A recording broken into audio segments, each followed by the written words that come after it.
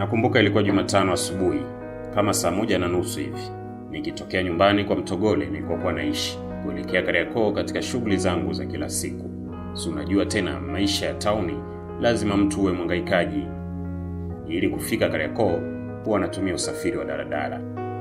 Kwa kawaida huwa napita njia ndefu ya barabara kufika kituo cha daladala kwa sababu za kiusalama. Lakini asubuhi hiyo baada ya kuchelewa nikaamua kukatiza uchochoroni ili nifike mapema. Kumbe kama wahenga walivyosema, kwenda mbio sio kufika.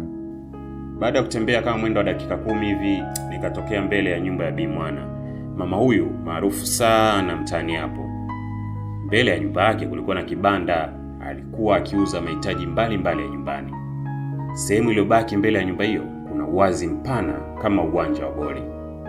Kufika pale nikasikia sauti ya kike ikipiga mwano, "Mwizi, mwizi!" Natazama huku na kule, mwano unatokea wapi na huyo mwizi ni nani? Ghafla wakatokea vijana watatu wakija nilipokuwa, wakiwa na mawe mkononi. Bila shaka baada ya kusikia mwano ule walijua moja kwa moja mimi ndio mwizi niliyepigiwa kelele. Kwa uoga na kiwewe nikaamua na mimi kuanza kukimbia kuelekea uchochoro mwingine kujiepusha na balaa hilo. Kumbe nilikuwa napaka rangi upepo. Napiga tambo ya 3, ya 4, ya 5, nikapaishwa hewani kwa mtama wa hatari na jamaa mmoja sijui alitokea wapi. Nikiwa bado nagaragara kwa maumivu, nikapigwa buti la tumbo lilonifanya nijikunje kama mbwa koko aliyepigwa baada ya kuiba nyama kwenye harusi, na kuambatana na vipigo kadhaa na matusi ya Uswahilini ninayoyajua. Tangu nizaliwe sijawahi kupigwa na kuumia kiasi hicho. Kunyanyua uso, kundi la watu zaidi ya 30 washaniweka kati, kila mmoja akitafuta nafasi ya kunipiga popote alipoona panafaa. Aise, acha tu. Tumchome tupoteze ushahidi. Hapana, tumpeleke polisi. Mshike suruali tumpeleke kwa mjumbe. Ni mabishano yaliyoambatana na vipigo vya hapa na pale.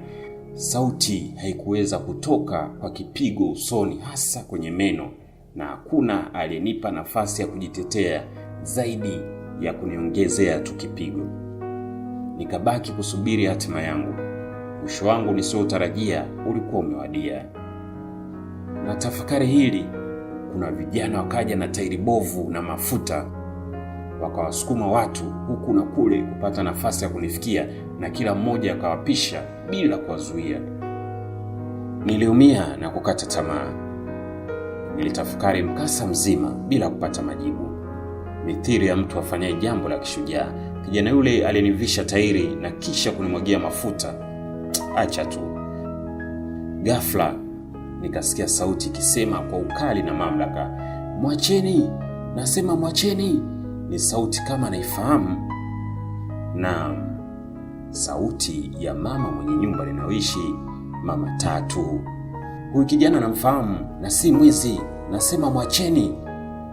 Alizidi kusisitiza yule mama, huku akimpora ganda la kiberiti kijana aliyejitayarisha kuniwasha moto. Wakati kila mmoja kapigwa bumbuazi, yule mama akaamuru kijana yule anitoe tairi alilokuwa amenivisha. Nikamsikia Mama Tatu anauliza, "Nani ameibiwa kati yenu hapa ajitokeze kuthibitisha kama kijana wangu ni mwizi?" Katika hali ya kustaajabu hakuna aliyejitokeza. Mama Tatu akauliza tena mara ya pili na kuongeza mara ya 3, lakini hakuna aliyejitokeza. Watu wote wakapigwa na bumbuazi na aibu kubwa na kuanza kutawanyika. Nikabaki pale hoi kwa kipigo, huku nikitafakari jinsi kifo kilivyokuwa kikininyemelea. Kwa sababu ya kuvuja damu na maumivu makali niliyokuwa nayo, nilipelekwa hospitali kwa huduma ya kwanza na baadaye matibabu. Nililazwa kwa takriban wiki 2 kuponesha majira yangu, na baadaye kuhudhuria kliniki baada ya kuruhusiwa kurudi nyumbani. Namshukuru Mungu kwa kumtumia Mama Tatu kunusuru roho yangu na kifo cha aina ile. Alhamdulillah, afya yangu imerejea licha ya kubaki na makovu ya nje na ndani ambayo naamini yatapona, na nitarejea kwenye shughuli za ujenzi wa taifa insha Allah. Na yasa jamii kuepuka kuchukua sheria mkononi. na kufanya uamuzi bila ya kuwa na uthibitisho au kweli juu ya jambo lenye utata.